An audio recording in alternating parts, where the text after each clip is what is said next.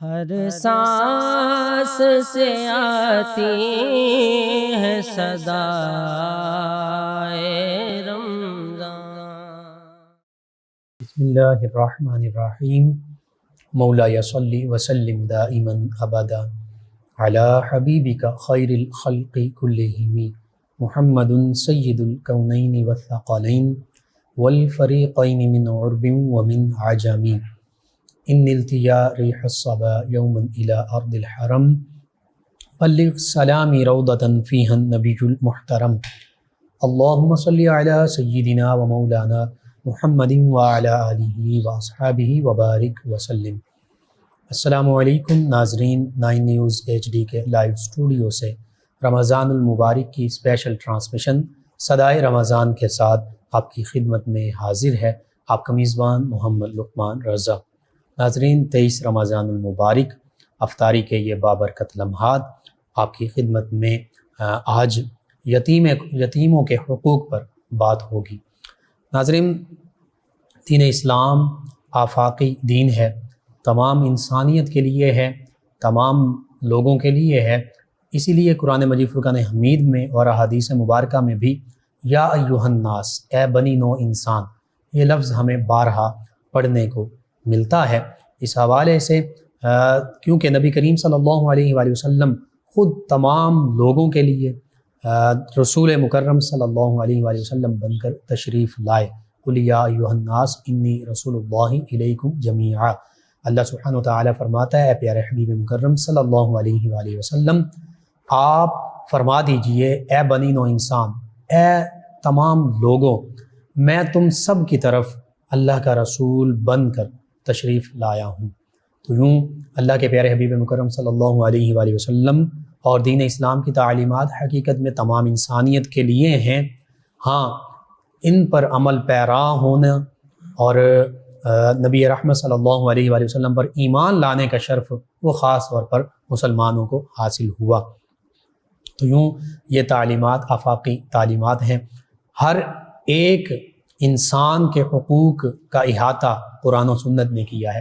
دین اسلام نے جہاں خواتین کو حقوق عطا فرمائے، جہاں غلاموں کو حقوق عطا فرمائے، جہاں جانوروں تک کو حقوق عطا فرمائے، وہیں یتیم کہ جن کے سر پر دست شفقت رکھنے والا کوئی نہیں تھا اور جن کو معاشرے میں دوسرے بچوں کی طرح حقوق نہیں دیے جاتے تھے، اسلام نے یتیموں کو بھی مکمل حقوق عطا فرما دیے۔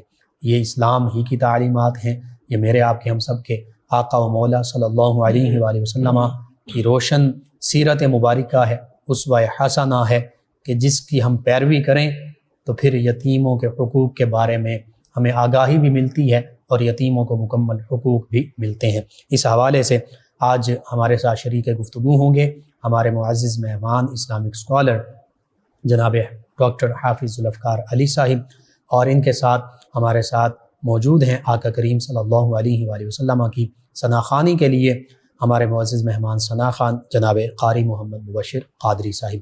میں آپ دونوں مہمانوں کو تہہ دل سے خوش آمدید کہتا ہوں۔ ناظرین، سب سے پہلے یتیموں کے جو حقوق ہیں اسی حوالے سے گفتگو کریں گے، اور میں یہ چاہوں گا ڈاکٹر صاحب کہ سب سے پہلے ہمیں یہ تو پتہ چلے کہ یتیم کہتے کسے ہیں۔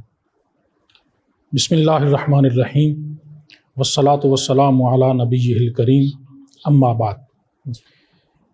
قبلہ مفتی صاحب، اسلام ایک ایسا جامع دین ہے جی، اور دنیا کا واحد جامع دین ہے یہ، سبحان اللہ، کہ جس نے ہر طبقے کے حقوق کا خیال رکھا ہے، بے شک، جیسا کہ آپ نے بھی اشارہ کیا، ذکر کیا۔ جی، اور خصوصاً دین اسلام نے جو کمزور طبقات ہیں، جن میں عورت شامل ہے، جی، جن میں غلام تھے، بالکل، جن میں یتیم ہیں، اور بھی جو محکوم لوگ ہیں، تمام طبقات کے حقوق پر جتنا زور اسلام نے دیا ہے اتنا کہیں اور ہمیں نظر نہیں آتا ہے۔ سبحان اللہ، جو اسلام کا تصور حقوق و فرائض ہے، جی، اور آج جدید دنیا میں ایک جو رائٹس کا کانسیپٹ پایا جاتا ہے، جی، حقوق کا ایک تصور پایا جاتا ہے، ہیومن رائٹس پہ بات کی جاتی ہے، ہیومن رائٹس پہ بات کی جاتی ہے، جی، اس میں ایک بنیادی فرق ہے۔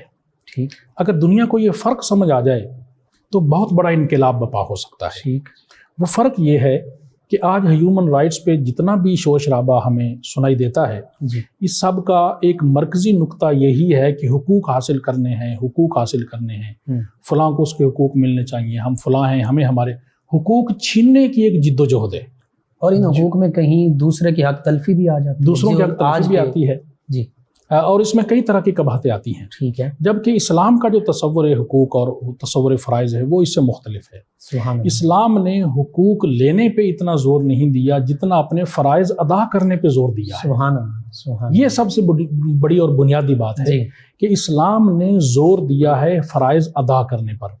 اور جیسا کہ حقوق اور فرائض کا باہمی تعلق ہے، جی ایک کے حقوق ہوتے ہیں، دوسرے کے وہ فرائض ہوتے رائز ہیں۔ ہوتے ہیں، مثلا ماں باپ کی عزت کرنا، ان کا احترام کرنا، ان کے ساتھ حسن سلوک کرنا، جی ان کا کہا ماننا وغیرہ جتنے بھی ہیں، جی یہ سارے ماں باپ کے حقوق ہیں، ٹھیک ہے، اولاد کے یہ فرائض ہیں۔ سبحان اللہ، تو یہی تعلق ہے، جتنے بھی رشتے بنتے ہیں حقوق و فرائض کے حوالے سے جی یہی تعلق ہے، اور اسلام نے حقوق حاصل کرنے کی بجائے فرائض ادا کرنے پر زور دیا ہے۔ سبحان اللہ، یہ بڑی خوبصورت تقسیم ہے اسلام کی، اور جب ہر ایک آدمی اس کے ذمے جو فرائض ہیں وہ بآحسن ادا کرتا رہے گا تو ہر کسی کو اس کے حقوق از خود حاصل ہوتے رہیں گے۔ پھر حقوق کے لیے بولنے کی ضرورت ہی نہیں، پھر حقوق کے لیے جد و جہد کرنے کی ضرورت محسوس ہی نہیں ہوگی۔ اسلام کی اتنی پاکیزہ تعلیم، اتنی پاکیزہ اور اتنی جامع تعلیمات ہیں۔ سبحان اللہ، تو اسلام نے ہر طبقے کے حقوق کا خصوصی خیال رکھا ہے، سبحان اللہ، خصوصاً جو کمزور طبقات ہیں ان کے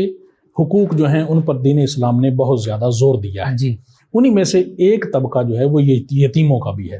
اس معاشرے میں یتیموں کا پرسان حال کوئی بھی نہیں تھا، ان کا مال ہتھیا لیا جاتا تھا، بالکل ٹھیک، ان کی جو جائیداد ہے، ان کی دولت وغیرہ ہے، ان کا جو اسباب ہے ٹھیک ہے، اس پر قبضہ کر لیا جاتا جی تھا، ان کے ساتھ حسن سلوک نہیں کیا جاتا تھا۔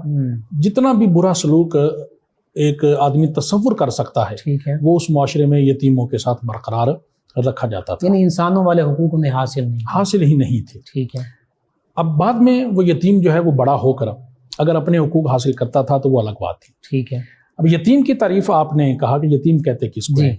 یتیم وہ نابالغ بچہ ٹھیک، جو ابھی شعور کی عمر کو نہیں پہنچا اور اس کے سر سے اس کے باپ کا سایہ اٹھ جائے، ٹھیک، جب تک وہ بلوغ کی عمر کو نہیں پہنچتا، ٹھیک ہے، شعور کی عمر کو نہیں پہنچتا، جی اس وقت تک وہ یتیم کی تعریف میں شامل ہے۔ صحیح، اب چاہے اس کی اس دنیا میں آنے سے پہلے باپ کا سایہ اٹھ جائے ٹھیک ہے، یا دنیا میں آنے کے بعد اور اس کے بلوغت کی عمر کو پہنچنے سے پہلے اس کے باپ کا سایہ جو ہے وہ سر سے اٹھ جائے، ٹھیک ہے، وہ بچہ جو ہے وہ چاہے بچہ ہے چاہے وہ بچی ہے ٹھیک وہ یتیم کی تعریف میں داخل ہے۔ صحیح، اور ان کے جو حقوق ہیں ان پر قرآن و حدیث میں بہت زیادہ زور دیا گیا ہے۔ جی ہوتا یہ تھا اور آج بھی ایسا ہی ہے جی جی کہ جب کسی کا باپ کا سایہ سر سے اٹھ گیا ہے، ٹھیک ہے، دیکھیے باپ کا جو سایہ ہے نا یہ شجر سایہ دار کی طرح بے ہوتا ہے، شک، بے شک، یہ ایک محفوظ ترین چھت کی طرح ہوتا ہے، بے شک، یہ ایک مضبوط ڈھال کی طرح ہوتا ہے،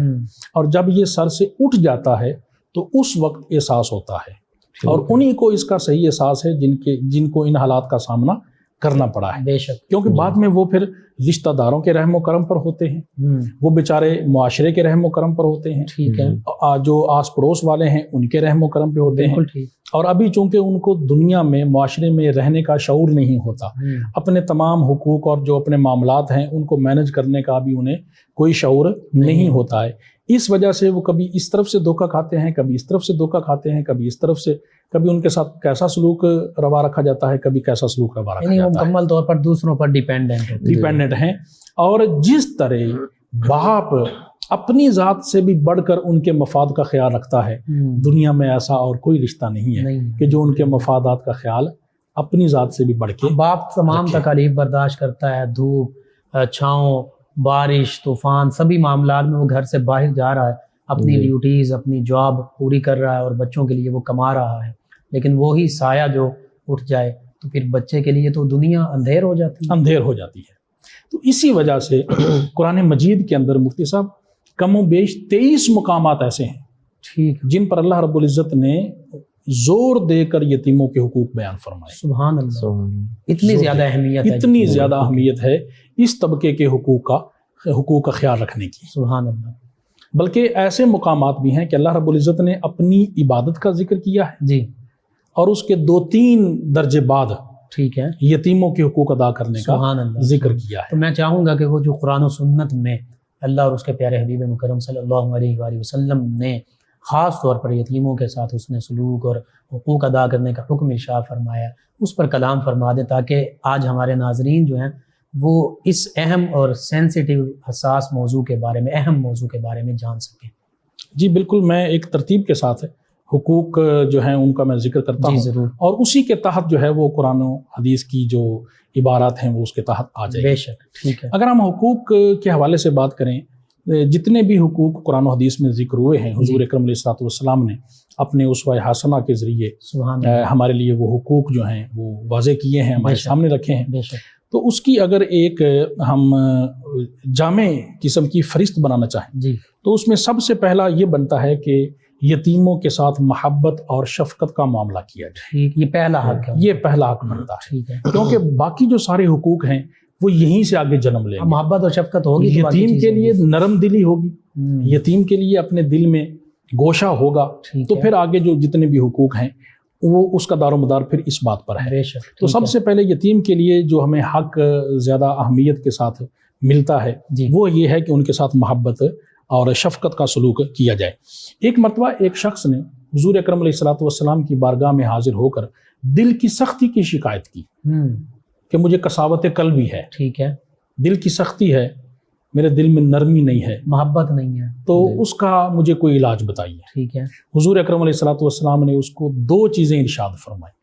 ان میں پہلی یہ ہے کہ یتیم کے سر پہ ہاتھ رکھا کرو، سبحان اللہ، سبحان یتیم کے سر پہ شفقت کا ہاتھ رکھا کرو، سبحان یتیم سے اللہ، شفقت کیا کرو، محبت سے پیش سبحان آیا کرو۔ اللہ، اور دوسرا آپ نے یہ ارشاد فرمایا کہ جو مساکین ہیں، ندار لوگ جو ہیں، ان کو کھانا کھلایا کرو۔ صحیح، تو حضور اکرم علیہ الصلوۃ والسلام نے دل کی سختی کا علاج یہ تجویز فرمایا ہے، یہ ارشاد فرمایا ہے سبحان اللہ، کہ یتیم کے ساتھ حسن سلوک کیا جائے، بالکل یتیم کے ساتھ محبت اور شفقت کے سبحان ساتھ اللہ، پیش آیا جائے۔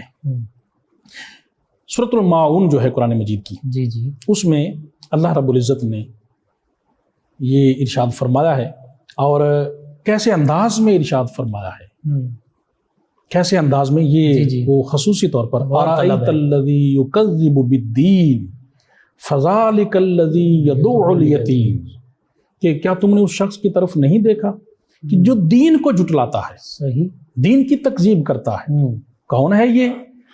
فرمایا یہ وہی ہے فَذَلِكَ الَّذِي يَدُعُّ الْيَتِيمَ، جو کہ یتیم کو دکے دیتا ہے، جو دھتکار یتیم دیتا ہے، یتیم کو دھتکارتا ہے، اس کے ساتھ اچھا سلوک نہیں کرتا، محبت اور اللہ، شفقت کے ساتھ اس کے ساتھ پیش نہیں، نہیں آتا ہے، فرمایا یہ دین کی تکذیب کر رہا ہے۔ اتنی اہمیت ہے۔ سورۃ الفجر میں اللہ رب العزت نے ارشاد فرمایا کَلَّا بَل لَا تُکْرِمُونَ الْیَتِیمَ، کہ تم یتیم کی عزت نہیں کرتے ہو، اس کو تکریم نہیں دیتے ہو۔ اب اس بات کو اگر ہم آج کے معاشرے کے تناظر میں جی اس آیا مبارکہ کو اگر دیکھیں تو یہ بڑی جامع ہے۔ بالکل ٹھیک، کئی ایسے مناظر سامنے آتے ہیں کہ یتیم جو ہیں، نادار جو ہیں، ان کو کچھ دیا تو جا رہا ہے، ٹھیک، ان کی مدد تو کی جا رہی ہے، جی، لیکن ایسے انداز میں کی جا رہی ہے جس میں ان کی عزت نفس مجروح ہوتی ہے، ان کی تشہیر ہوتی ہے، تکریم کی بجائے تذلیل تکریم ہو کی رہی بجائے ہے، تذلیل ہو رہی ہے ان کو کئی کئی گھنٹے دروازے کے باہر دھوپ میں کھڑا رکھا جاتا ہے، ان کی لائنیں لگوائی جائے، وہ لگوائی جاتی ہیں اور ان لائنوں میں کتنی دیر انہیں کھڑے ہونا پڑتا ہے۔ اور پھر تھوڑی سی کوئی چیز ہوتی ہے اور فوٹو سیشن، فوٹو ان کو جو ہے وہ جھڑکیاں دی جا رہی ہوتی ہیں، ایسے کھڑے ہو، ایسے کھڑے ہو، یوں کرو یوں، پھر ایک چیز وہ جتنی بھی ہو اس کے ساتھ فوٹو سیشن کروایا جاتا ہے اور اس کی پھر بعد میں تشہیر کی جاتی ہے کہ ہم نے فلاں غریب کی اس صورت میں مدد کی ہے۔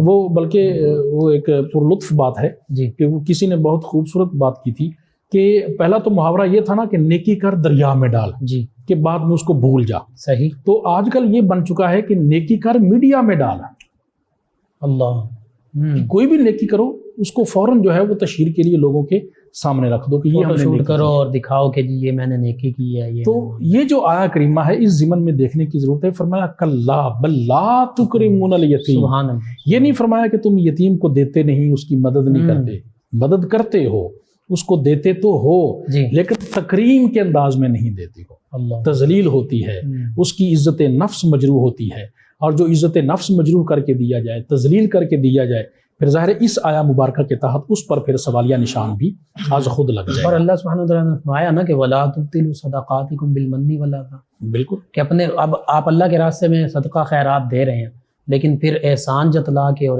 اذیت دے کے، یہی اذیت ہے نا کہ اس کے جو دلی جذبات تھے ان کو مجروح کر دیا۔ تو اللہ فرما رہا تم اپنے صدقات کو احسان جتلا کر اور ایذا دے کر باطل مت کرو۔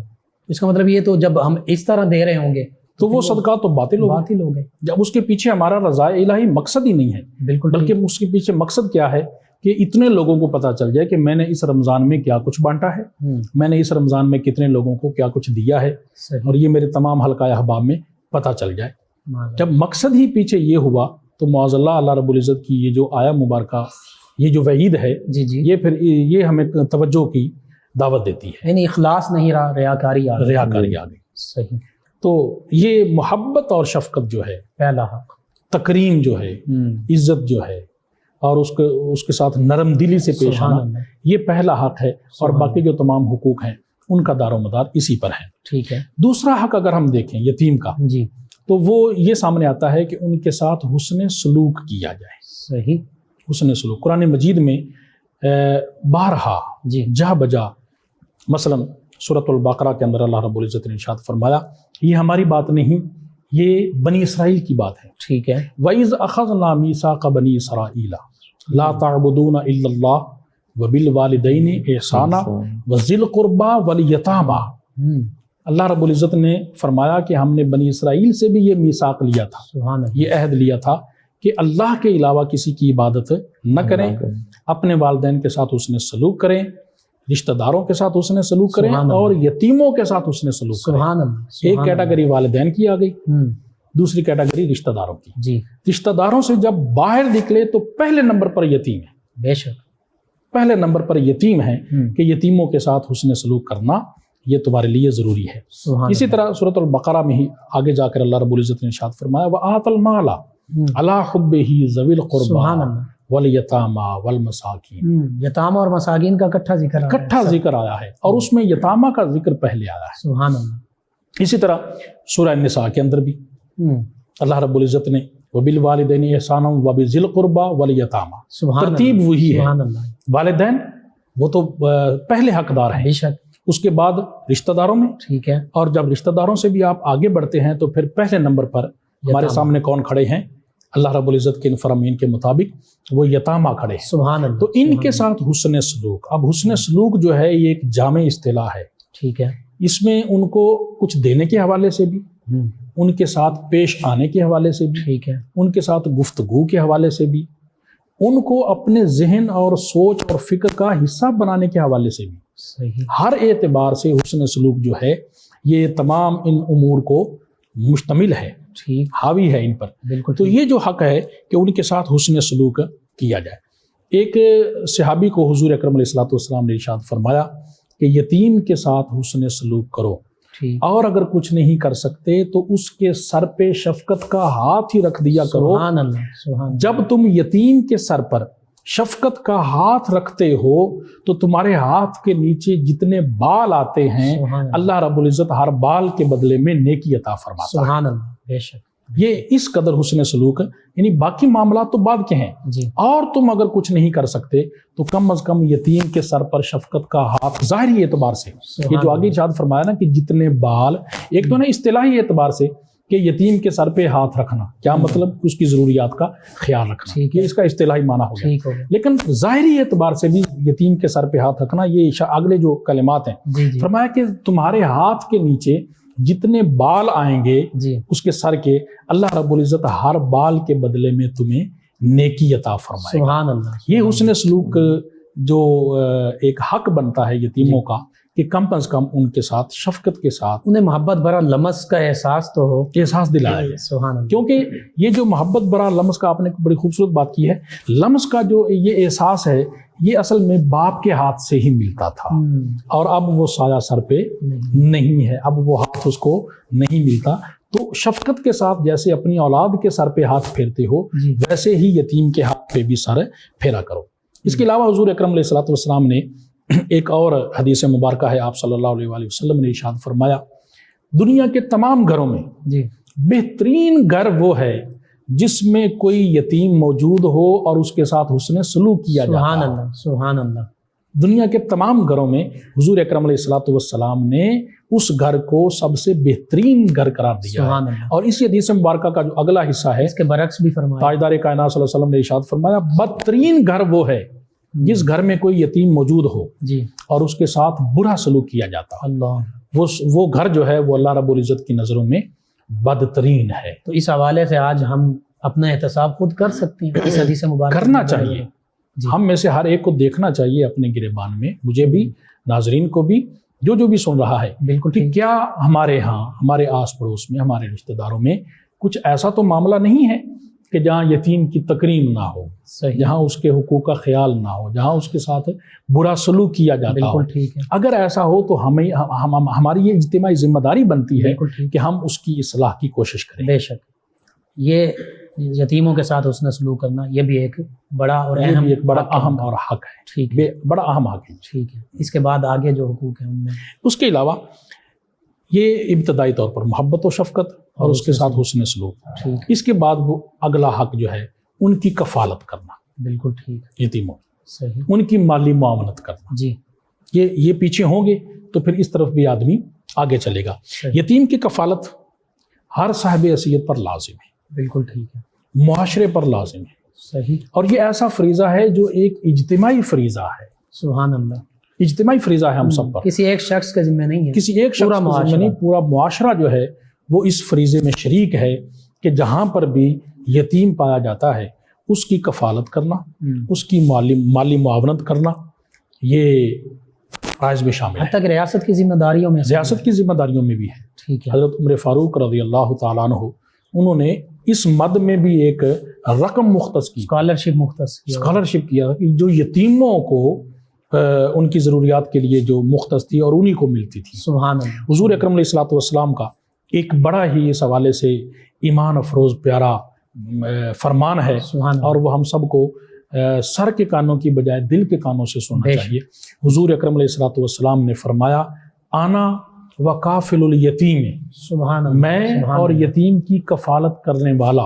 حضور اکرم علیہ الصلوۃ والسلام نے دونوں کا ذکر کر، اپنا بھی اور جو کسی یتیم کی کفالت کرتا ہے۔ کفالت میں اب یہ لازمی نہیں ہے کہ پوری طرح اس کی کفالت ہے، اس کی تمام کوئی جتنی استطاعت رکھتا ہے ٹھیک ہے، بالکل، اپنی استطاعت کے حیثیت مطابق، اپنی حیثیت کے مطابق جہاں تک ان کے لیے کر سکتا ہے ٹھیک ہے، وہ کرے، وہ سارا اس میں سارے کے سارے اس میں شامل ہوں گے۔ شامل ہے، تو حضور اکرم علیہ الصلوۃ والسلام نے فرمایا کہ میں اور یتیم کی کفالت کرنے والا سبحان اللہ، جنت میں اس طرح ہوگے۔ حضور اکرم علیہ الصلوۃ والسلام نے اپنا دست مبارک بلند فرما کے دو انگلیاں جو ہیں وہ ان میں سے مزید بلند فرمائیں، سبحان کہ فرمایا میں اور یتیم کی کفالت کرنے والا جنت میں اس طرح ہوں گے، اتنے قریب ہوں گے جتنا کہ یہ دو انگلیاں ایک دوسرے کے قریب ہیں۔ سبحان اللہ، سبحان اللہ، اسی طرح پھر یہ نظام دیکھیے، جو مال غنیمت ہے، جی جنگ سے جو مال حاصل ہوتا ہے، اس میں 10ویں پارے کی پہلی ہی آیت ہے جی بھی، سورۃ انفال کی، سبحان فرمایا وَاعْلَمُوا أَنَّ مَا غَنِمْتُم مِّن شَيْءٍ فَأَنَّ لِلَّهِ خُمُسَهُ وَلِلرَّسُولِ وَلِذِي الْقُرْبَىٰ وَالْيَتَامَىٰ۔ سبحان اللہ، ان کی کفالت کا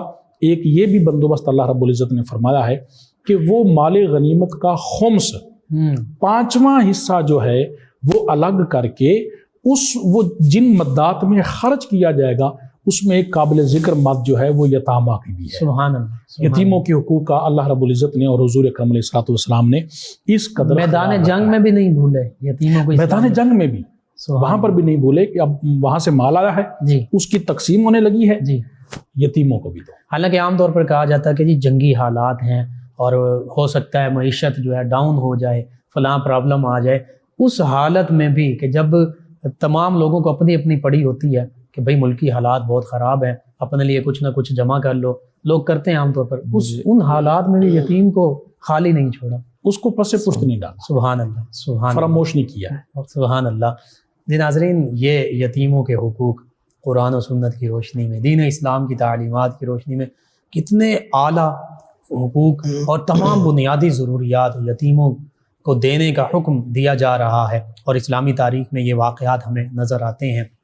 یہ اسلام کی، جیسے کہ ہمارے اسلامک اسکالر انہوں نے کہا، جامع تعلیمات ہیں اور آفاقی تعلیمات ہیں، پوری کائنات کے لیے، بنی نوع انسان کے لیے صرف ضرورت اس امر کی ہے کہ اسلام کی تعلیمات کے سامنے سر تسلیم خم کر دیا جائے، اللہ اور اللہ کے پیارے حبیب مکرم صلی اللہ علیہ وآلہ وسلم پر ایمان لایا جائے اور تعلیمات کو اپنایا جائے۔ پھر دیکھیے معاشرے کے ہر طبقے کو اس کے حقوق کیسے ملتے ہیں۔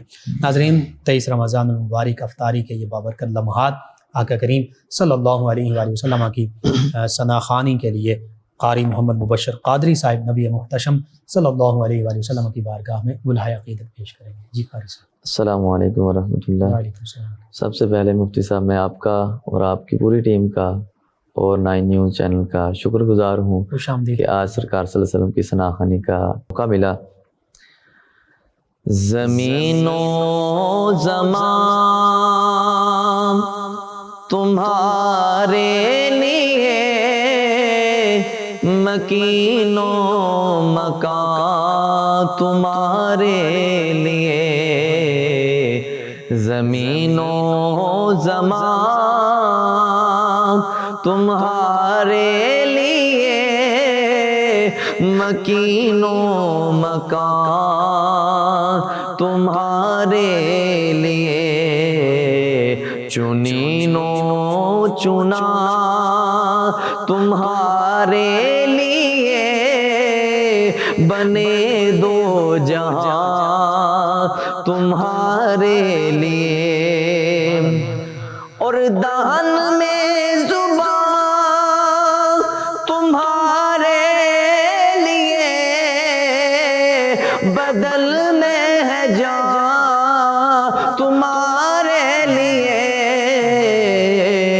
ہم آئے یہاں تمہارے لیے، اٹھے بھی وہاں تمہارے لیے، ہم آئے یہاں تمہارے لیے، اٹھے بھی وہاں تمہارے لیے، اور تمہاری چمک تمہاری دمک تمہاری جھلک تمہاری مہک، زمین و فلک سما کو سمک میں سکہ نشان تمہارے لیے، زمین و فلک سما کو سمک میں سکہ نشان تمہارے لیے، اور اشارے سے چاند چیر دیا،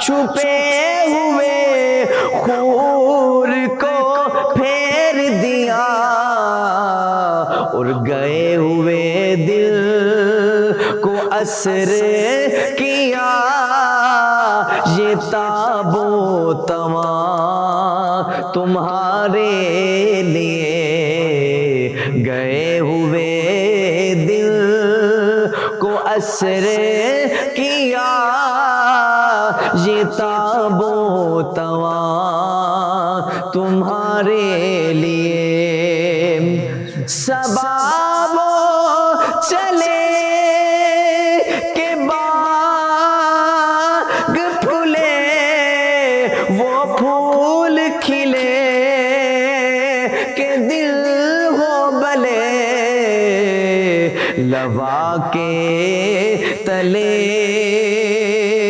کھلے رضا کی زبان تمہارے لیے، لوا کے تلے ثنا میں کھلے رضا کی زبان تمہارے لیے، زمین و زمان تمہارے لیے، مکین و مکان تمہارے لیے۔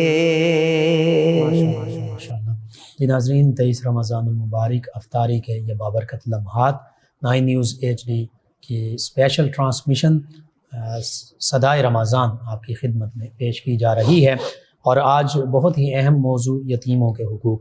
اور اکثر ہم نے دیکھا ہے کہ ہمارے معاشرے میں، گھروں میں ان حقوق کو نظر انداز کر دیا جاتا ہے۔ بہت اہم یہ حقوق ہیں اور بہت اہم گفتگو ہو رہی ہے۔ میں یہ چاہوں گا ڈاکٹر حافظ الافکار علی صاحب، یتیموں کو باقی جو حقوق کا آپ ذکر کر رہے ہیں وہ بھی بیان کر دیجئے، خصوصاً اس میں اس بات کا بھی ذکر لازمی کیجئے کہ یتیموں کا جو مال ناحق کھایا جاتا ہے یہ کس ضمن میں آتا ہے؟ بسم اللہ الرحمن الرحیم۔ قبلہ مفتی صاحب، یتیموں کے جتنے بھی حقوق ہم بیان کر رہے ہیں جی قرآن و حدیث میں جن کا ذکر آیا ہے، بالکل، اللہ رب العزت نے ہمیں وہ عطا فرمائے ہیں، جی ان میں اگر دیکھا جائے تو سب سے جو بڑا اور نمایاں حق ہے جی، وہ ان کے معاشی تحفظ کا ہے۔ سبحان اللہ، معاشی تحفظ جو ہے ان کا، جی یہ حق سب سے نمایاں ہمیں نظر آتا ہے۔ بالکل ٹھیک، سورہ النساء جو ہے، اگر اس کا ہم پہلا رکوع دیکھیں، جی اس کا ہم مطالعہ کریں جی تو اس میں یہ سارا رکوع ہی اللہ رب العزت ہمارا خالق، مالک، رازق، اس کا کسی بات کو ایک مرتبہ ارشاد فرما دینا ہی کافی ساری زندگی کے لیے ہمارے لیے کافی۔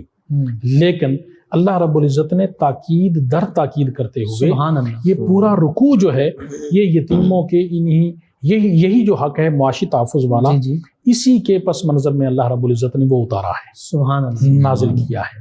اب ہوتا کیا ہے، جب ایک آدمی دنیا سے جاتا ہے، اس کے چھوٹے چھوٹے بچے ہوں جی جن کو ابھی شعور نہ ہو جی، اپنے معاملات کا، جو ابھی پوری طرح ان کی دیکھ بھال نہ کر سکتے ہوں، جو ان کی پراپرٹی جائیداد ہے اس کا بھی صحیح اندازہ نہ ہو، ان کی اہمیت کا نہ ہو، ان کو پوری طرح، وہ قرآن مجید میں اس کے لیے رشد کا لفظ آیا ہے کہ جب ان کو پوری سمجھ بوجھ اس کی ابھی نہیں ہے، صحیح، تو ہوتا کیا ہے کہ جو رشتہ دار ہوتے ہیں لالچی قسم کے جی اور غلط ذہن رکھنے والے، جی، ان کی پہلی نظر جو ہے وہ ان کے مال پر ہوتی ہے، ان کی جائیداد پر ہوتی ہے کہ اس کو کس طریقے سے ہتھیایا جائے، کس طریقے سے اپنے تصرف میں اس کو لے آیا جائے، اس کو اپنے استعمال میں لے آیا جائے اور ان کو اس سے محروم کر دیا جائے۔ ٹھیک، تو اللہ رب العزت نے ان کے معاشی تحفظ کا جو ایک پورا نظام ہمیں عطا فرمایا سبحان ہے اللہ، وہ بڑا ہی بے مثال ہے۔ سبحان اللہ، یہ سورہ نساء کا جیسا کہ میں نے عرض کیا پہلا رکوع جو ہے وہ سارا، اگر ہم دیکھیں کہ وہ جو آیت ہے اسی رکوع کے اندر جی کہ جو کثرت ازواج کی اجازت دیتی ہے، جی جی، ایک سے زیادہ شادیاں کرنے کی، ٹھیک ہے، ہم عموماً اس کو یہیں سے پڑھتے ہیں فَانْكِحُوا مَا طَابَ لَكُم مِّنَ جی جی، النِّسَاءِ مَثْنَىٰ وَثُلَاثَ وَرُبَاعَ۔ جی لیکن اگر ہم اس کو پیچھے سے، شروع سے، جہاں سے شروع سے یہ رکوع شروع ہو رہا ہے، وہاں سے اگر پڑھ کے لے آئیں تو پھر اس کا پورا جو پس منظر ہے وہ ہمارے سامنے کھل جاتا ہے۔ واضح ہو جائے، وہ یہ ہے کہ غزوہ احد کے بعد جی چونکہ بہت سے صحابہ کرام جو ہیں وہ غزوہ احد میں شہید ہو گئے تھے، مقام شہادت کو پہنچ گئے، 70 سے زائد صحابہ کرام جو ہیں بالکل ٹھیک، وہ غزوہ احد میں جام شہادت انہوں نے نوش کیا۔ سبحان اللہ، اب ان کے بعد ان کی جو فیملیز ہیں، ان کے جو خاندان ہیں، ان کی بیویاں جو ہیں اور ان کے بچے جو ہیں جو یتیم ہو گئے، جی ان کی کفالت کا، ان کے حقوق کے خیال کا ایک بہت بڑا مسئلہ کھڑا ہو گیا۔ ٹھیک، مدینہ منورہ کی وہ ریاست جو ابھی جس کی حدود ابھی تھوڑی ہیں، نوزائیدہ چھوٹا سا معاشرہ ہے، ٹھیک ہے، تو اس کے اندر اتنی بڑی تعداد کا یوں بے سہارا ہو جانا جی یہ ایک بہت بڑا سوالیہ نشان کھڑا ہو گیا۔ بالکل ٹھیک، تو اس کا حل اللہ رب العزت نے یہ ارشاد فرمایا، اس آیہ مبارکہ کو اگر شروع سے ہم پڑھیں، جی پیچھے ہدایات ہیں جی، کہ ان کے مال کو اپنے مالوں کے ساتھ خلط ملط نہ کرو، ساتھ نہ ملاؤ، جی، اور ولا تقربوا مال الیتیم الا بالتی ہی احسن، دیگر مقامات سبحان پر بھی یہ ہے سبحان کہ یتیم کے مال کے قریب بھی نہ پھٹکو، صرف اس صورت میں کہ جو بہترین اور اچھی صورت ہے، ٹھیک ہے، الا بالتی ہی احسن، یعنی اس کی دیکھ بھال کے لیے، ان کی ضروریات پر اس کو خرچ کرنے کے لیے، جی ان کے ہاتھوں اس مال کو ضائع ہونے سے بچانے کے لیے، ٹھیک، اس طرح کے جو مقاصد ہیں یہ احسن ہیں، ان کی خاطر تم ان کے مال کے قریب جا سکتے ہو۔ ٹھیک ہے، علاوہ ازیں تمہیں جو یتیموں کا مال ہے اس کے قریب بھی جانے کی اجازت نہیں ہے۔ ناحق کھانا یہ انداز جو ہے ولا تقربو والا، جی جی، یہ انداز اللہ رب العزت نے قرآن مجید میں چند مواقع پہ ہی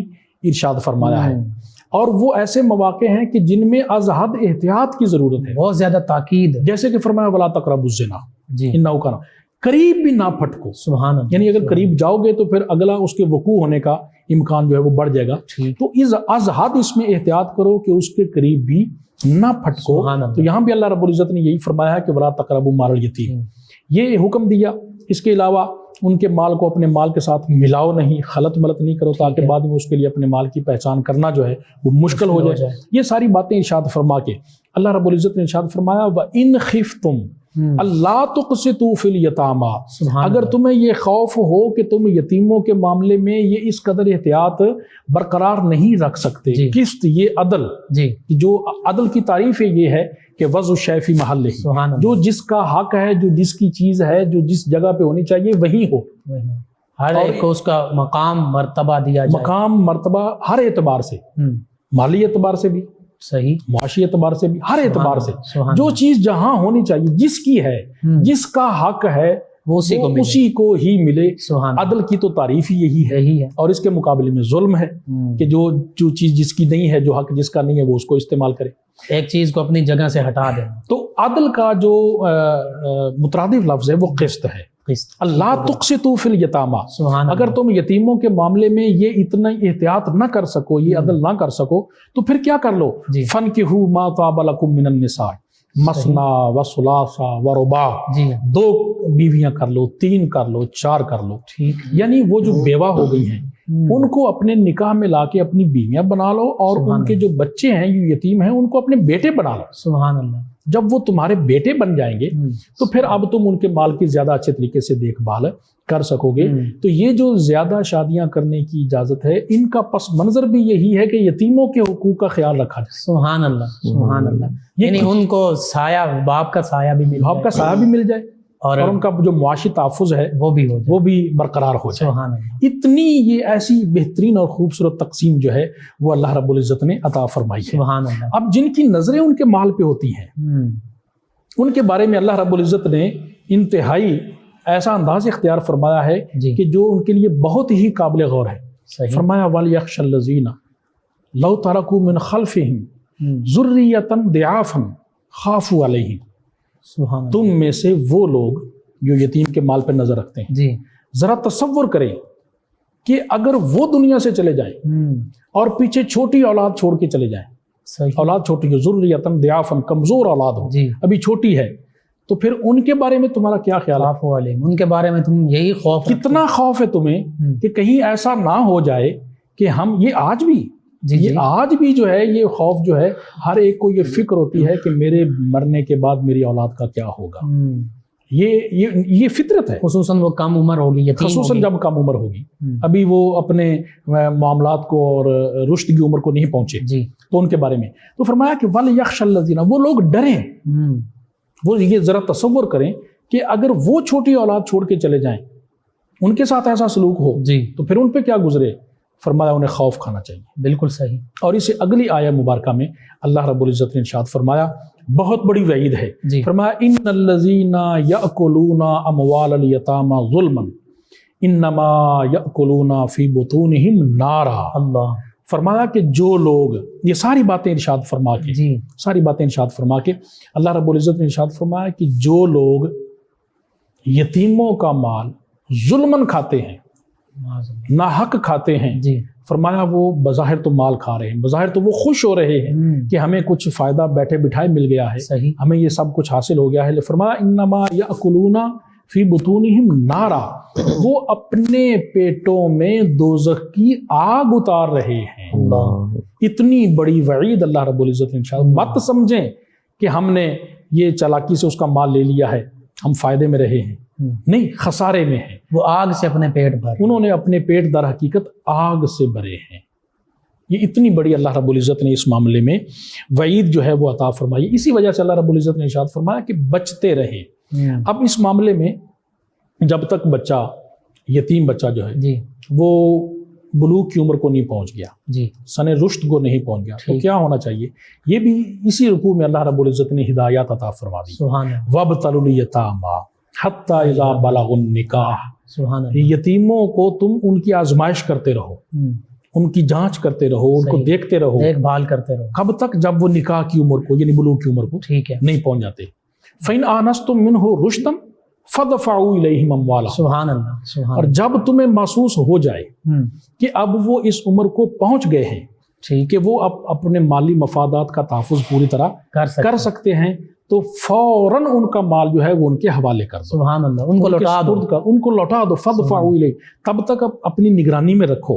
اور وہ جو احسن صورتیں بیان ہوئی ہیں جی اس میں ان کے جو اخراجات ہیں وہ پورے کرو، ٹھیک ہے. اس کی دیکھ بھال کرو، اس کے جو ضیاع کا اگر خدشہ ہے تو اس سے اس کو بچاؤ. ٹھیک ہے. یہ تب اس کی نگرانی کرو، دیکھ بھال کرو. جی. لیکن جو ہی وہ اس عمر کو پہنچ جائیں، فَإِنْ آنَسْتُم مِّنْهُ رُشْدًا. سبحان اللہ. جب تمہیں ان میں وہ سمجھ بوجھ جی. وہ نظر آئے، فَادْفَعُوا إِلَيْهِمْ أَمْوَالَهُم سبحان اللہ. وَلَا تَأْكُلُوهَا إِسْرَافًا وَبِدَارًا. اب تم مزید اس کو اپنے زیر تصرف رکھ ہی نہیں سکتے ہو، سبحان اللہ. نہیں کھا سکتے، سبحان اللہ. تھوڑا سا بھی نہیں کھا سکتے، زیادہ بھی نہیں کھا سکتے. کسی صورت میں بھی اب تم اس پر تصرف اپنا یا تسلط جمائے رکھنا جو ہے اس کی تمہیں اجازت ہرگز نہیں ہے. سبحان اللہ. ان کا جو مال ہے وہ ان کے حوالے کر دو. ڈاکٹر صاحب میں یہاں پہ نا یہ بات سوچ رہا ہوں، میرے ذہن میں آئی، یہ یتیم، یہ تو ایک مثال ہے نا یتیموں کے حقوق، اور پھر اس پر پوری دنیا میں قوانین بنتے ہیں، تمام معاملات پر بنتے ہیں. یہ قرآن مجید فرقان حمید کے قوانین اگر صحیح طریقے سے اپنی روح کے ساتھ آج بھی جسٹس سسٹم کا حصہ بنا دیے جائیں، ہماری عدلیہ کے نظام کا حصہ بنا دیے جائیں، اور ان پر مکمل طور پر عمل بھی کیا جائے، تو میں سمجھتا ہوں پھر اور کسی قانون کی ضرورت ہی نہیں رہتی. بالکل آپ نے درست فرمایا ہے. یہ قانون جو ہے اللہ رب العزت کا، یہ کتاب ہدایت جو ہمیں عطا فرمائی ہے، سبحان اللہ. اس سے بڑھ کے تو کچھ بھی نہیں ہے. اور یہ قانون قدرت ہے. یہ قانون قدرت ہے. سبحان اللہ. یہ اس ذات نے ہمیں عطا فرمایا ہے جس ذات نے انسان کو اور اس ساری کائنات کو بنایا ہے. سبحان اللہ. اس سے بہتر انسان کی مصلحتیں کیا ہیں، انسان کی ضروریات کیا ہیں، جی. اور اس کے تمام ہر طبقے کے حقوق کا خیال کن اقدامات کو اپنا کے رکھا جا سکتا ہے، جی. اس سے بہتر کوئی نہیں جانتا ہے. سبحان اللہ. سبحان جس نے تمام چیزوں کو تخلیق فرمایا ہے. جی. جب اس سے بہتر کوئی بھی نہیں جانتا ہے تو پھر جو ہدایات اس نے عطا فرمائی ہیں، سبحان پھر اللہ. ان سے بڑھ کر اور کوئی ہدایات بھی نہیں ہو سکتا. کارگر نہیں ہو سکتی، مفید نہیں ہو سکتی. سبحان تو اللہ. بالکل آپ نے یہ درست نشاندہی کی ہے کہ اگر ان تمام چیزوں کو قانون بنا دیا جائے، عملی طور پر ان کو نافذ کر دیا جائے، بے شک. حکومتی اور ریاستی سطح پر سبحان اللہ. ان کو اگر نافذ کر دیا جائے جی. تو ہر ایک کو اس کے حقوق بھی ملتے جائیں گے. اور یہ جو معاشرے کے اندر بد امنی ہے، جو بے چینی کی فضا ہے، جو ایک جد و جہد کی فضا ہے، جو چھینا جھپٹی کی ایک فضا، جو بے چینی محسوس ہوتی ہے، اس سے معاشرہ پرامن ہو سکتا ہے، سکون میں آ سکتا ہے. بے شک. یہ ایسا نظام اللہ رب العزت نے ہمیں عطا فرمایا ہے. سبحان اللہ. اس کے علاوہ ایک اور حق آج کے دور میں اگر دیکھا جائے، جی. پہلے ادوار میں بھی لیکن آج کے دور میں اس کی زیادہ ضرورت ہے، جی. وہ یہ ہے کہ یتیموں کی تعلیم و تربیت جو ہے اس پر خصوصی توجہ دینے کی ضرورت ہے. ٹھیک. آج کے دور میں سکولنگ جی. اور ان کی تعلیم و تربیت کے جو دوسرے طریقے ہیں، اگر بچہ ابھی جو سن شعور کو نہیں پہنچا ہے، اس کے والد کا سایہ سر سے اٹھ گیا ہے، جی. تو وہ ایسے حالات کا شکار ہو سکتا ہے، ایسی سوچ کا شکار ہو سکتا ہے کہ اس کی تربیت ہی غلط ہو جائے، بے راہ روی کا شکار. بے راہ روی کا شکار ہو سکتا ہے. جی. اور آئندہ زندگی، جس زندگی کی ابھی بنیاد بن رہی ہے، جی. جی. وہ زندگی اس کی مشکلات میں گزر سکتی ہے. لہٰذا اس کو اچھے برے کی تمیز، اونچ نیچ معاشرے کی، جی. ساری چیزیں تعلیم و تربیت میں یہ ساری چیزیں شامل ہیں. صحیح. ان کی تعلیم و تربیت کا فریضہ سر انجام دینا، یہ بھی میں سمجھتا ہوں کہ یہ ایک بہت بڑا حق ہے جو کہ معاشرے پہ عائد ہوتا ہے، تاکہ آنے والے وقت میں معاشرے کے بہتر فرد بن سکیں. اور مفید جو ایک فرد ہے معاشرے کا، ایک رکن جو ہے، جی. مفید رکن کے طور پر وہ سامنے آ سکیں کہ جس سے معاشرے کو فائدہ ہو، اور وہ معاشرے کے اندر اپنے حصے کا کردار آسان طریقے سے سر انجام دے اور احساس کمتری کا شکار بھی نہ ہو. بالکل. اچھا، اس میں ایک بات اور جو قابل توجہ ہے وہ یہ ہے، جی، کہ یتیم ہونا یہ کسی کی کوئی خامی نہیں ہے. بالکل ٹھیک.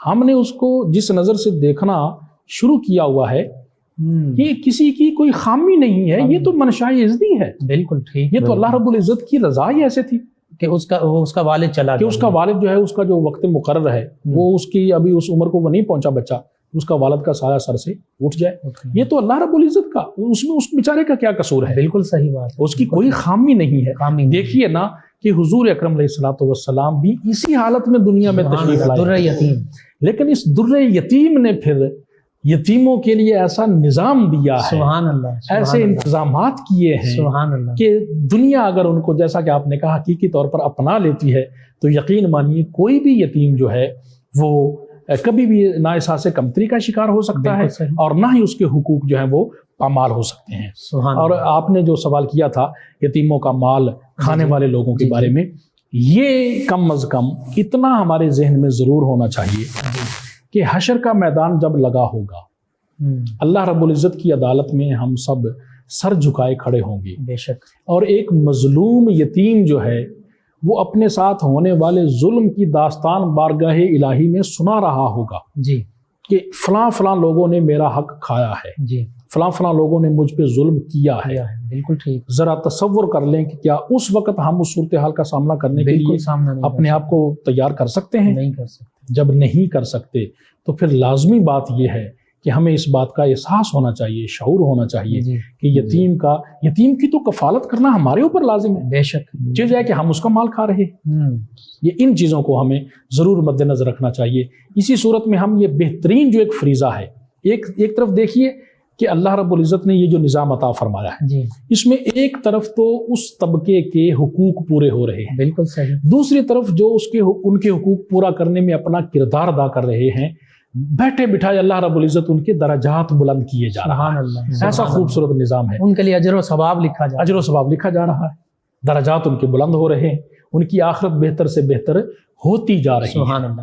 ڈاکٹر صاحب، میں چاہوں گا، آپ نے اپنی گفتگو میں بھی پیغام دے دیا، مزید کوئی خاص پیغام یتیموں کے حقوق کے حوالے سے اس معاشرے میں کہ جہاں یتیموں کے حقوق غصب کیے جاتے ہیں، چھینے جاتے ہیں، کوشش یہی ہوتی ہے، کیا پیغام ہے اس سارے گفتگو کے حوالے سے؟ اگر اس کو ایک دو جملوں میں ہی کہا جائے جی، تو وہ یہی بنتا ہے کہ ایک تو اس کے مال پہ نظر نہ رکھی جائے، ٹھیک ہو گیا، لالچ نہ رکھی جائے، لالچ نہ رکھی جائے۔ دوسرا یہ ہے کہ اس کی تعلیم و تربیت کا خصوصی طور پر اہتمام کیا جائے۔ ٹھیک ہے، کئی ایسے یتیم ہمیں معاشرے میں ملتے ہیں کہ جن پر یہ حالت تو طاری ہو گئی منشا یزدی کے تحت، جی، لیکن وہ پھر ان کی تربیت نہیں ہوئی اور معاشرے کے مفید رکن وہ نہیں بن سکے، وہ جرائم کا شکار ہو گئے، وہ غلط رستے کا شکار ہو گئے۔ تو ان کی جو تعلیم و تربیت کی ذمہ داری ہے، جی، یہ اس معاشرے کو خصوصی طور پر سر انجام دینی چاہیے۔ بے شک۔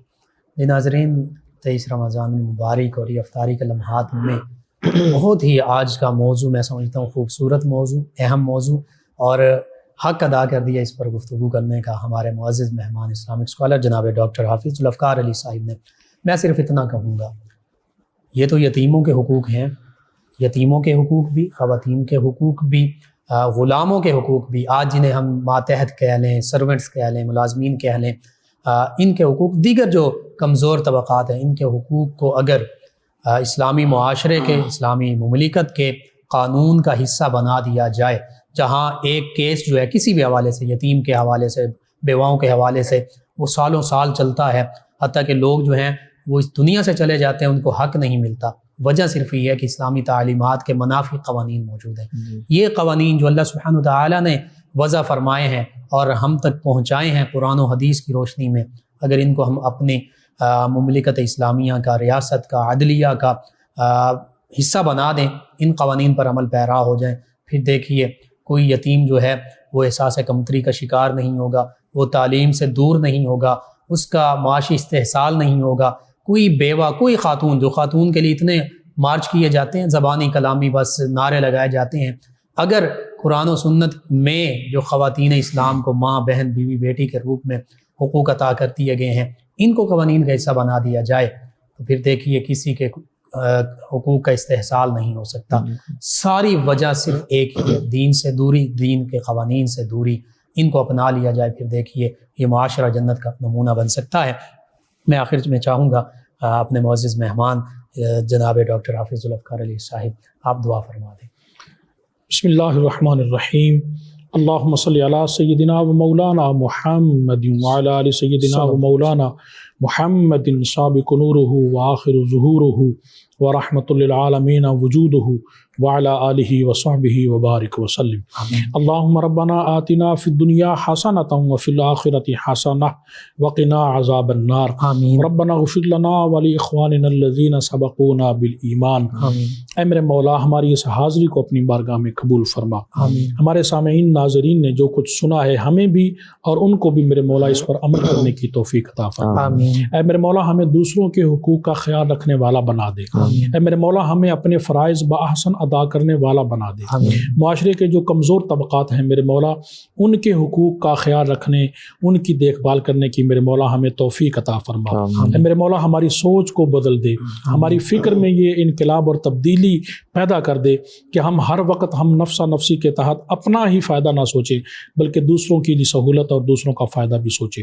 آمین ربنا افرغ علینا صبرا وتوفنا مسلمین، وصلی اللہ تعالی علی رسول خیر خلقہ سیدنا و مولانا محمد وعلی آلہ وصحبہ اجمعین برحمتک یا ارحم الراحمین۔ جی ناظرین، 9 نیوز HD کے لائیو اسٹوڈیو سے رمضان المبارک کی یہ اسپیشل ٹرانسمیشن صدائے رمضان آپ کی خدمت میں پیش کی جا رہی تھی۔ آج 23 رمضان المبارک افطاری کا یہ پروگرام اختتام پذیر ہوتا ہے۔ اپنے میزبان محمد لقمان رضا، ہمارے معزز مہمان اور ہماری ٹیم کو اجازت دیجیے۔ اللہ نگہبان۔ آخر میں جناب قاری محمد مبشر قادری صاحب گلہائے عقیدت پیش کریں گے۔ جی قاری صاحب۔ یا مصطفیٰ عطا ہو پھر اذن حاضری کا، یا مصطفیٰ عطا ہو پھر اذن حاضری کا،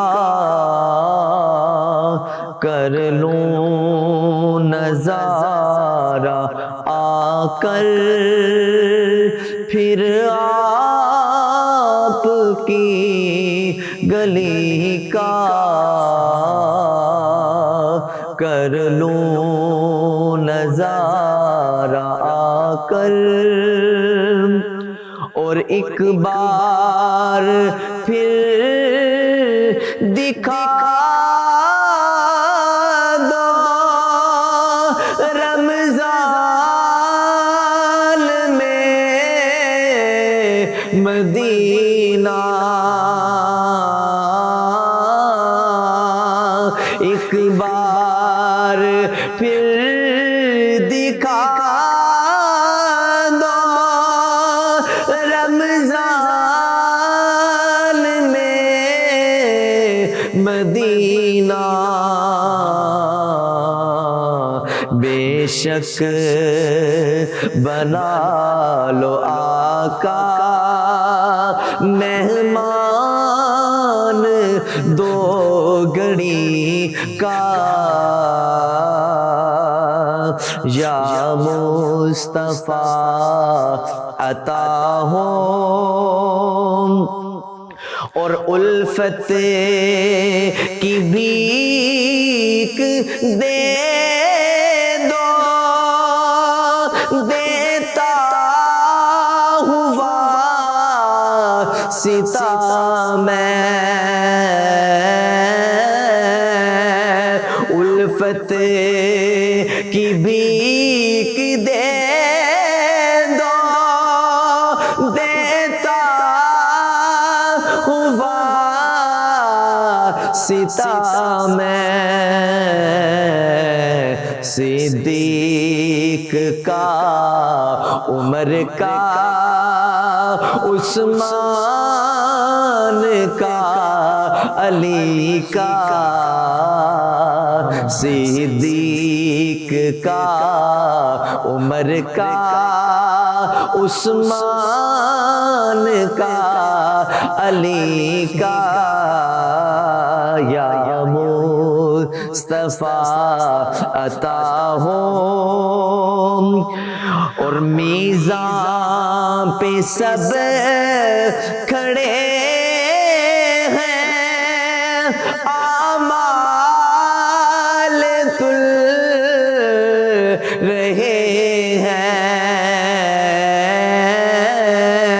میزان پہ سب کھڑے ہیں اعمال تل رہے ہیں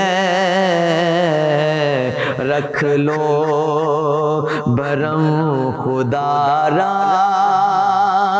رکھ لو بھرم خدا را عطار قادری کا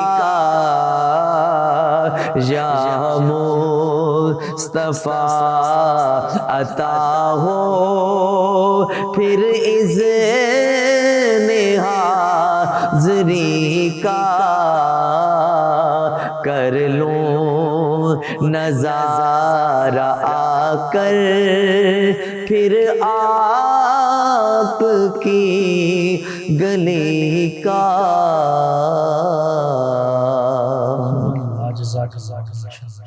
ہر سانس سے آتی ہے صدائے